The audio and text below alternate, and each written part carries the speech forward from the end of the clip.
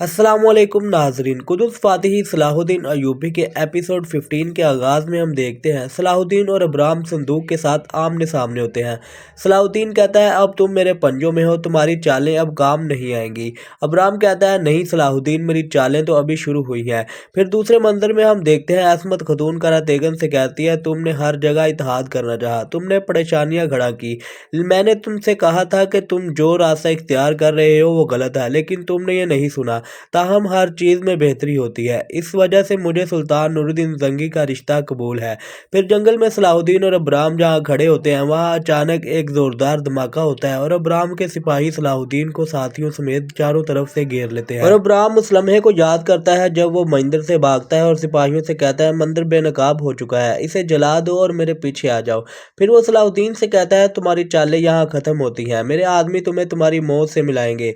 जवाबन सलाहुद्दीन कहता है लेकिन तुम मेरी चालों को नहीं जानते। फिर दूसरे मंजर में हम देखते हैं करातेगन बड़े हैरानी से असमत खतून से पूछता है इस शादी को कबूल करने से आपका क्या मतलब है। फिर सुल्तान नूरुद्दीन जंगी से कहता है आपको कोई औरत नहीं देंगे, खास तौर पर मेरी बहन खतून। जवाबन असमत खतून कहती है तुमसे किसी ने नहीं पूछा, तुम्हें ये हक किसने दिया है। करातेगन कहता है मुझे ये सरदार आला बनने से रोकने की कोशिश कर रहे हैं, यह मुझसे हुक्मरानी का तोहफा छीन रहे हैं। फिर मजदूर से कहता है मौसल के चीते आपके साथ भी ये यही करेंगे, क्या आप इन्हें पंजे अपने नहीं दिखाएंगे। लेकिन मजदूर खामोशी से अपनी जगह खड़ा रहता है और कोई जवाब नहीं देता। दूसरी तरफ जंगल में अबराम के सिपाहियों ने सलाहुद्दीन को हर तरफ से घेरा होता है और फिर अचानक सलाहुद्दीन के जांबाज पीछे से आते हैं और कहते हैं हम आ गए हैं मेरे अमीर।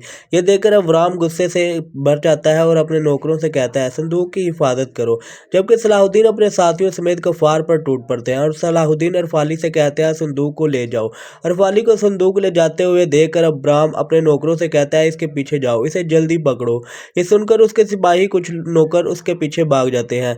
जबकि सलाहुद्दीन बाकी नौकरों को जहन्नम वासिल कर रहे होते हैं तो एक सिपाही पूछता है मेरे अमीर अब हम क्या करेंगे। सलाहुद्दीन कहता है हम इन्हें संदूक नहीं लेने देंगे, हम पीछे हट रहे हैं, चलो। ये कहकर वो पीछे हटना शुरू कर देते हैं। ये देखकर अबराम बाकी नौकरों को उनके पीछे जाने को कहता है, मुझे संदूक और उनकी लाशें चाहिए। दूसरी तरफ कबीले में मौजूद कहता है मैं अपने भाई सुल्तान के फैसले को कबूल करता हूँ। फिर सुल्तान कहते हैं फैसला हो चुका है, जो भी इस शादी को रोकने की कोशिश करेगा वो अपनी जान से इसकी कीमत अदा करेगा। हर जगह पैगाम भिजवा दो कि शादी की तैयारियां शुरू हो चुकी हैं।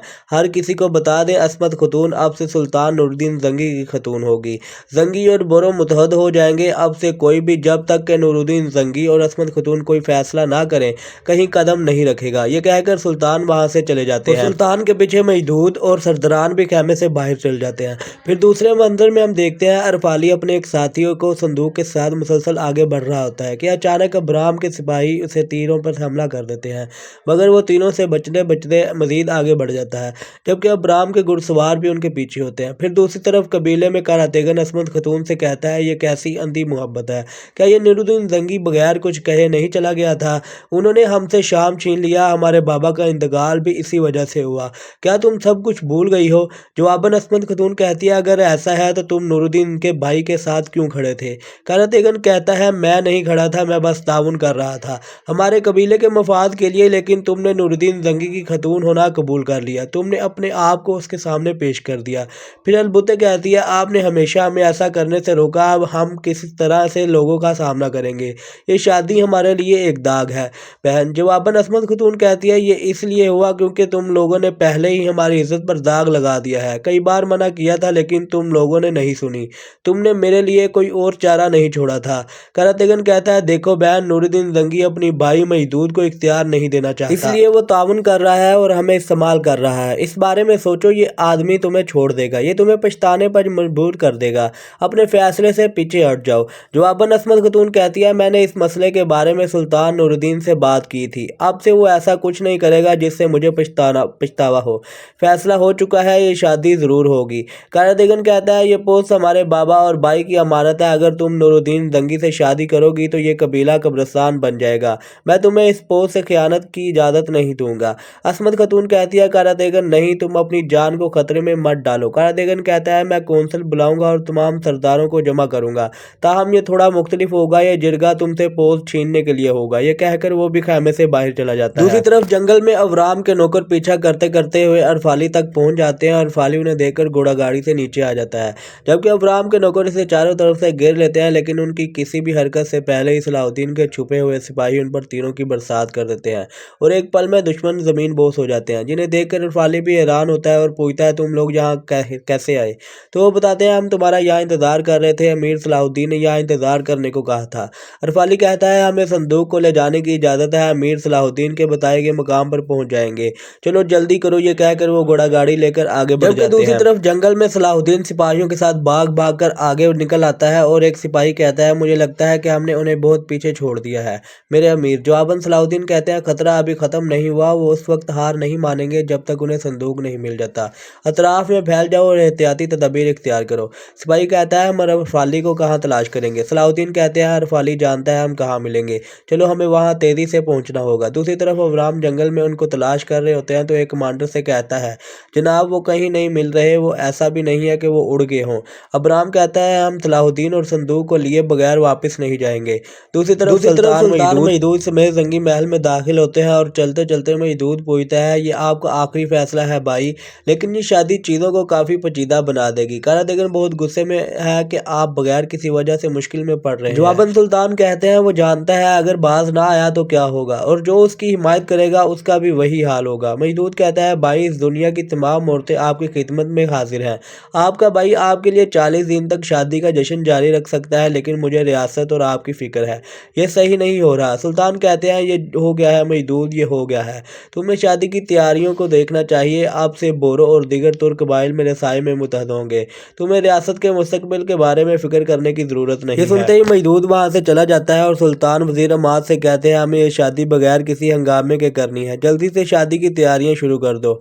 वजीर कहता है जैसे आपका हुक्म मेरे सुल्तान। ये कहकर सुल्तान आगे बढ़ने ही लगते हैं कि उनकी नज़र सामने खड़ी सुल्ताना पर पड़ती है जो काफ़ी कम गुस्से में नजर आती है। दूसरी तरफ जंगल में सलाहुद्दीन तेजी से आगे बढ़ रहे होते हैं कि एक बार फिर अबराम के नौकर सामने आ जाते हैं और कहते हैं तुमने सोचा था तो हमसे भाग सकते हो सलाहुद्दीन, लेकिन एक बार फिर सलाहुद्दीन के दोनों सिपाही इब्राहिम और अदरीस भी वहाँ जाते हैं और अबराम के नौकरों को काट देते हैं। और अदरीस कहता है आप हमें कहा था कि खामोशी से यहाँ हमारा इंतजार करना, लेकिन जब तक आप आए नहीं हम बहुत परेशान रहे। अरफाली कहाँ है। सलाहुद्दीन कहते हैं वो संदूक को लेकर जा रहा है, जल्दी करो वो इंतजार कर रहा है। दूसरी तरफ राम सलाहुद्दीन को तलाश करते हुए कमांडर से कहता है हमारी बादशाहत की तकदीर सलाहुद्दीन पर मुनसहिर है, हमें उसे वो मुकद्दस संदूक ले जाने से पहले तलाश करना होगा। और इतने में ही उसके सिपाहियों पर तीरों की बारिश हो जाती है जिसमें उसके काफ़ी सिपाही ज़मीन बेहोश हो जाते हैं। हमलावर को ना देखते हो के बाद अबराम गुस्से से चिल्लाते हुए सलाहुद्दीन को पुकारते हुए कहता है सामने आओ, मगर उनके साथी सिपाहियों ने चारों तरफ से घेर लेते हैं और ग्रेगोर सामने आकर कहता है ये सलाहुद्दीन नहीं है, लेकिन मैं भी मौत की तरह तुम्हारे पीछे पीछे हूँ। अबराम कहता है तुमने इन्हें क्यों मारा। ग्रेगोर कहता है मेरी पीठ पीछे छुप कर काम करने वाला हर शख्स मरेगा। इब्राहिम हैरानी से पूछता है तुम किस चीज़ के बारे में बात कर रहे हो। ग्रेगोर पूछता है तुम कहाँ गए थे, तुम नहीं चाहते थे कि कोई इस बारे में जाने तुम किस चीज़ के पीछे हो। अबराम कहता है मैं यहूदी बुजुर्गों से मिला और उन्हें मदद की दरख्वास्त की। जंग शदीद होती जा रही है तुम्हें भी मालूम है। जबकि ग्रेगोर पूछता है तुम अपने यहूदियों के साथ सलाहुद्दीन के पीछे क्यों पड़े हो। जवाबन इब्राहिम कहता है सलाहुद्दीन मेरा बहुत कीमती संदूक ले गया है, अगर तुमने मुझे ना रोका होता तो शायद मैं अब तक उसे वापस ले लेता। ग्रेगोर कहता है अगर तुम छुप कर काम ना किया होता तो ऐसा ना होता। क्या अब हम इस मामूली संदूक के पीछे जाएंगे, हमारे पास करने को और भी बहुत कुछ है। अब्राम कहता है ये कोई मामूली चीज़ नहीं है, मेरे लिए जो चीज़ कीमती है वो तुम्हारे लिए भी कीमती है ग्रेगोर, क्योंकि अगर मैं कमज़ोर होता हूँ तो तुम तबाह हो जाओगे।